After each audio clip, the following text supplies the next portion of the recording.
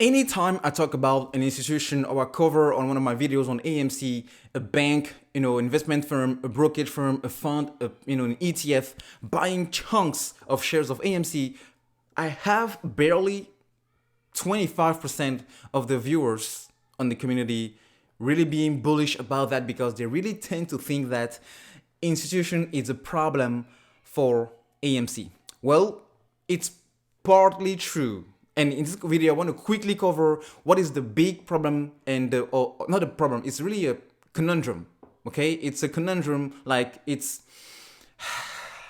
not a right or wrong thing with AMC stock. And here it is.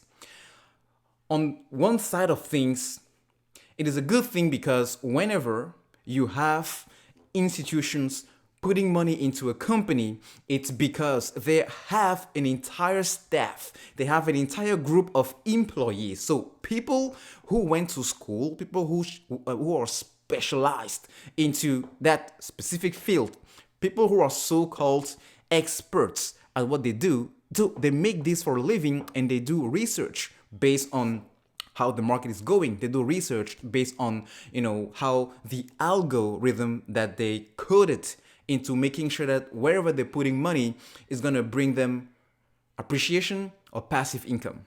All right. So they know what they're doing. They know their stuff. And that's why whenever you have an institution, it doesn't matter whether it's AMC or any other stock, whenever you look at the institution's ownership on a stock, it's a very bullish sentiment because it means they see something where there is money to be made, like big money to be made. And that's why you should only see, you should always or tend to most of the time see an institutional ownership, increasing into a stock being a bullish thing because more importantly, it brings a buying pressure. All right.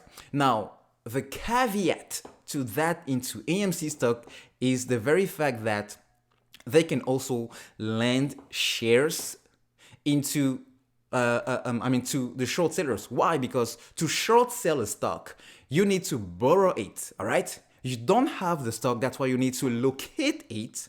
And once you located the stock, then you can borrow it from whoever has those shares available. That's why on some of the brokerages that we are, holding and buying AMC, it's very important to see whether or not you have the option or the box checked on your shares being lended.